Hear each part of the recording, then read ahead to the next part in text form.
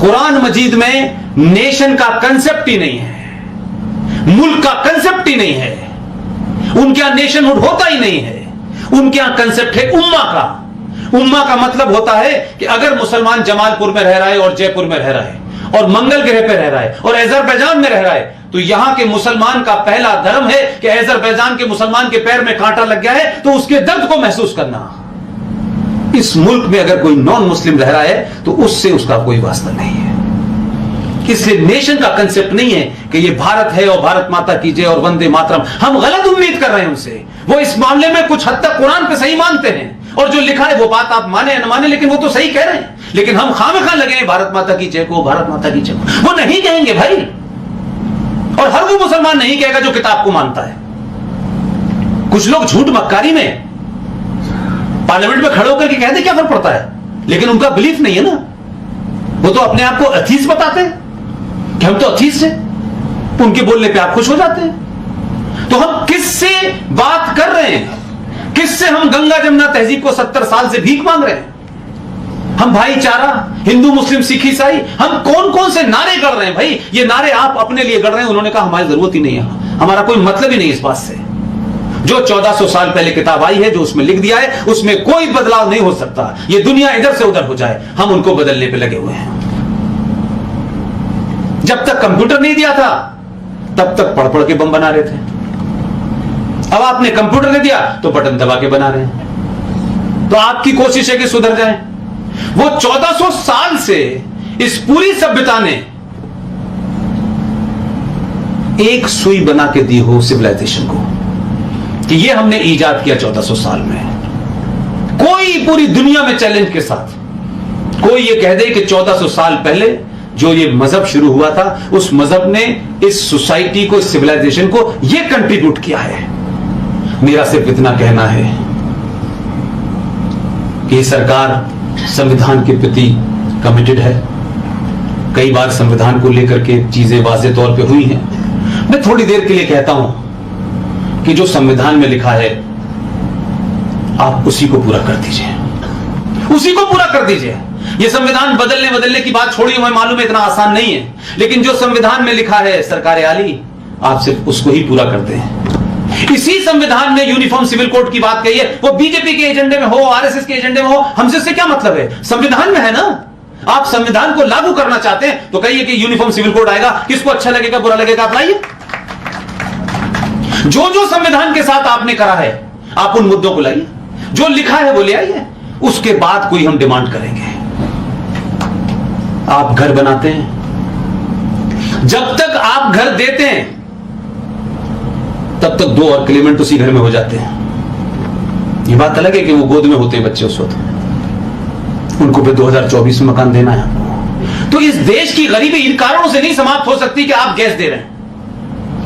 ये एक जेस्चर तो हो सकता है, एक कोशिश तो हो सकती है, लेकिन जो देश हर साल एक ऑस्ट्रेलिया के बराबर की पॉपुलेशन इस देश में बढ़ जाती हो, उनको आप कहां तक एडजस्ट करेंगे भाई? और क्वालिटी पॉपुलेशन नहीं बढ़ रही इस देश में, क्वालिटी पॉपुलेशन नहीं बढ़ रही, ऐसी अंधी भीड़ बढ़ रही है कि कोई फर्क नहीं पड़ता। अल्लाह की देन है, 2 पंचर लगा रहे हैं, 2 जोड़ रहे हैं। अब उनको आपको घर भी देना है, फिर उनको गैस भी देनी है। लेकिन मेरा कहना यह है कि इस देश में आप चाहे देर से करें, चाहे सवेर करें, चाहे जल्दी करें, मैं आपके इस मंच से आज के दिन में मैं भारत सरकार से मैं ये कहना चाहता हूं, कोई काम आप करें या न करें, क्योंकि मेरे लिए देश बड़ा है, उससे ज्यादा मेरे लिए कोई इंपॉर्टेंट चीज नहीं है। आप इस देश में कानून बनाएं और सख्ती से उसको नाफिज करें, इंप्लीमेंट करें कि जिसके भी 2 बच्चे से ज्यादा होंगे उसका वोटिंग राइट समाप्त हो जाएगा। उसको इस देश की कोई सब्सिडी नहीं मिलेगी, उसको सरकारी नौकरी नहीं मिलेगी, वो किसी धर्म का है, जात का है, ये विषय नहीं है मेरा। अगर ये पॉपुलेशन नहीं रुकी तो ये भीड़ तंत्र आपके घर में घुस जाएगा। ये बड़े बड़े महल, बड़ी बड़ी गाड़ियां जो आप लेके घूम रहे हैं, ये पुलिस नहीं बचाएगी, ये आर्मी नहीं बचा सकती है। कि जिन्हें मरने से डर नहीं लगता, और ऐसा नहीं कि आपको मरने का डर नहीं है, आप अवॉइड करते हैं। ये जो लोग, इसी जयपुर के अंदर जब एक जुलूस निकला रोहिंग्या मुसलमानों के फेवर में, आप सबको ज्यादा याद होगा, मैं दिल्ली में था, इसी जयपुर के अंदर रोहिंग्या मुसलमानों के लिए जुलूस निकला, लाठी चार्ज हुआ, जयपुर का मेन थाना आग लगा दी गई। किन लोगों ने लगाई? जिनके बाप दादों का कोई खून का रिश्ता नहीं था बर्मा के मुसलमानों से, वो इस देश में उन्हें बसाना चाहते हैं। खुद तो जो कर रहे हैं वो कर रहे हैं, हम तो हमारे 11 और बाहर से और ले आए हैं। तो 5 करोड़ पहले बांग्लादेशी आए थे, अब ये आ गए हैं। इसलिए मैं कह रहा हूं कि आप कम से कम अपने शहर में बहुत से ऐसे मुद्दे हैं जो ना हिंदू हैं ना मुसलमान हैं, वो मुद्दे देश को नुकसान पहुंचा रहे हैं, उनको उठाइए, चर्चा में लाइए, डिस्कशन में लाइए, बातचीत होनी चाहिए। उस पर क्या होता है नहीं होता एक अलग बात है, लेकिन वो चर्चा में तो आए हैं। क्योंकि जब आप सवाल पूछते हैं, जब आप चर्चा में लाते हैं, तभी लोगों को प्रॉब्लम होने लगती है। तो ये ध्यान रखिएगा, उन्हें प्रॉब्लम इस देश की प्रोग्रेस से है। उन्हें इस बात की चिंता नहीं है कि आप मंगल पे पहुंच गए, आपने इतने सैटेलाइट छोड़ दिए। उनके यहां सैटेलाइट का कंसेप्ट ही नहीं है, क्योंकि सैटेलाइट उनके सर पर लगा हुआ है। तो उन्हें क्या जरूरत पड़ी सैटेलाइट की?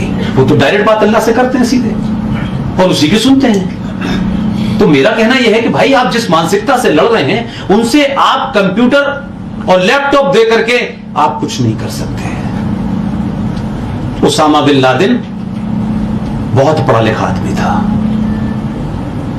बहुत बड़ा डॉक्टर था, अलजावरी, अता खान, ये सब बड़े बड़े पढ़े लिखे लोग थे भाई। क्या कोई गरीबी के कारण वो आतंकवादी बने थे? क्या आईएएस में इंजीनियर और एमबीबीएस पढ़े हुए जो मुसलमान लड़के जा रहे हैं, या वो जाहिल हैं क्या, गरीब हैं क्या, भटके हुए हैं क्या? अलीगढ़ मुस्लिम यूनिवर्सिटी में पीएचडी करने वाला एएमयू का लड़का, कश्मीर से आने वाला, 5-5 उसको आपने स्कॉलरशिप दी। एएमयू से गया, लश्कर तैयबा में जाके ज्वाइन कर लिया, इनकाउंटर में मारा गया। किस पे पैसा वेस्ट हो रहा है इस देश का? इसलिए मैं कहता हूं, आपको यह अधिकार है, सरकार कोई सी हो, आप सरकार के खिलाफ नहीं होने चाहिए। बार बार मैं कहता हूं, इस सरकार और पिछली सरकार के बारे में भी बार बार मैं एक ही बात कर, आप डराइए, धमकाइए, सब कुछ कीजिए, लेकिन माफ कीजिएगा, सरकार गिराइए मत। ये देश इतना दीवाना है कि इस देश में तो प्याज के दाम पे सरकार गिरा देते हैं लोग, छोटी छोटी बातों पे सरकार गिराते हैं। पूरी दुनिया में हंसी के पात्र बनते हैं आप लोग। यार, ये देश प्याज के महंगे हो जाने पे सरकार गिरा देता है यार। यही हमारे मुद्दे हैं, यही हम 5000 साल सभ्यता के लोग हैं भाई, हम इतने बोले लोग हैं भाई। अपने इंटरेस्ट को समझिए, सरकार को डराइए, सरकार से मांग कीजिए, लगातार मांग कीजिए। सरकारें भी चाहती हैं कि उनके ऊपर दबाव बनाया जाए, सही चीज के लिए दबाव बनाइए। छोटा मेरा इंटरेस्ट, आपका इंटरेस्ट, इसका महत्व नहीं है।